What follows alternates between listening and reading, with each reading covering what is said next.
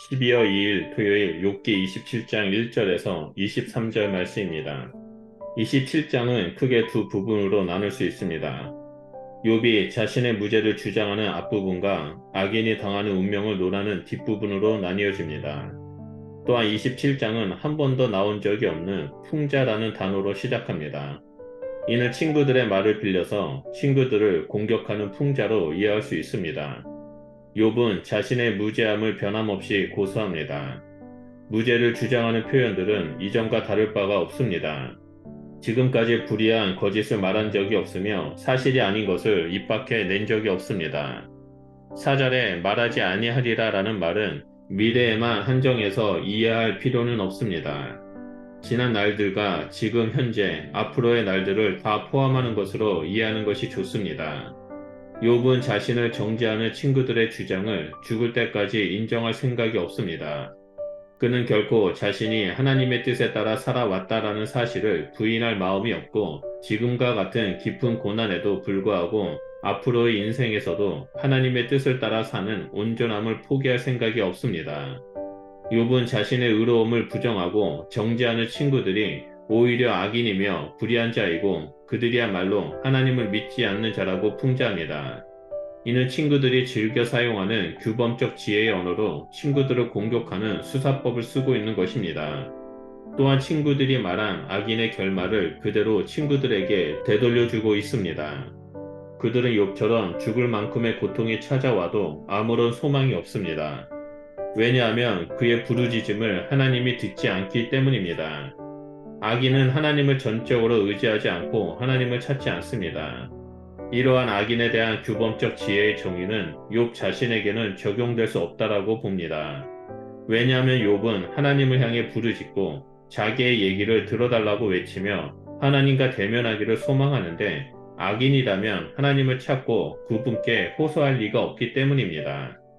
친구들의 말과 유사한 규범적 지혜의 언어로 자신의 무죄를 주장함과 동시에 자신을 정죄하는 친구들을 비판하고 있습니다. 지금까지 친구들의 말은 한 번도 하나님을 향한 적이 없습니다. 이제 욥은 친구들에게 하나님의 운행 법칙을 숨김없이 가르치고자 합니다. 욥이 정의하는 악인은 폭력을 행하는 자입니다. 이는 마음의 내면 상태를 의미하는 것이 아니라 인간 상호 간의 실제 폭력을 행사하는 자입니다. 욥의 친구들의 언어 폭력도 여기에 해당됩니다. 폭력적인 인간들과 그들의 후손이 하나님께 받을 것은 죽음과 배고픔입니다. 그들 중 일부가 용케 살아남았다 해도 병들어 죽게 될 것이며 장례식에서 그들의 아내는 죽은 남편을 위해 울지 않을 것입니다. 악인이 비록 돈을 산더미처럼 쌓아놓고 입을 옷들을 겹겹이 늘어놓아도 그의 의복은 의로운 자들이 입게 될 것이고 죄 없는 자가 그의 재물을 나눠 가질 것입니다. 악인이 지은 집은 마치 새 집이나 거미줄로 된 집처럼 임시로 지은 막사나 움막에 불과합니다. 부유한 채로 잠자리에 들지만 자고 일어나면 그는 더 이상 부자가 아닙니다. 그의 재물은 하룻밤 사이에도 없어질 수 있기 때문입니다. 죽음에 대한 공포와 재물을 잃을 두려움이 매일 밤 악인을 홍수처럼 덮을 것이며 한 줄기의 바람에도 그의 집과 그 자신마저 날아가 사라질 것입니다.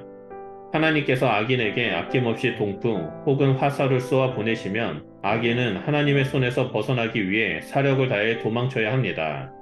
그래봤자 하나님의 손바닥 아닙니다. 하나님께서는 자신의 처소인 하늘에서 도망치려는 악인을 보고 박장대소하십니다. 이러한 악인의 결말은 그동안 말해왔던 친구들의 결말과 유사합니다. 그러나 세밀한 차이가 있습니다. 그것은 첫째, 자손이 많은 것은 규범적 지혜에서 의인, 지혜자에게 주는 하나님의 복이며 욥은 악인에게도 자손이 많을 수 있다라고 가정합니다. 둘째, 칼에서 살아남은 것도 의인과 지혜자의 분깃입니다.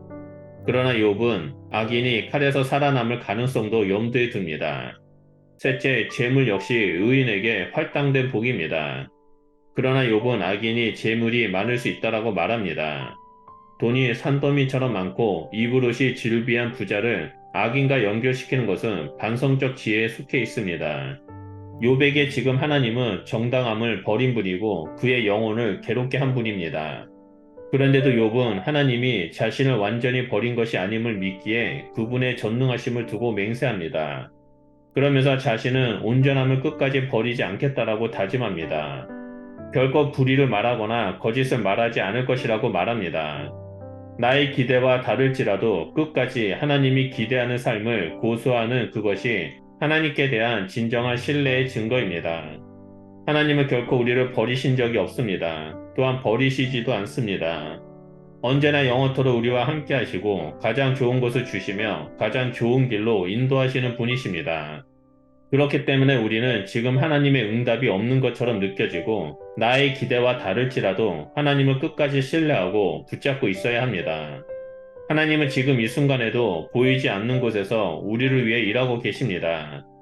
하나님을 신뢰하고 의지하고 나아갈 때 우리는 능히 인내하고 모든 상황을 이겨낼 것이라 믿습니다.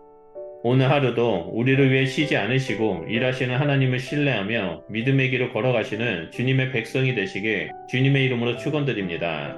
기도하겠습니다.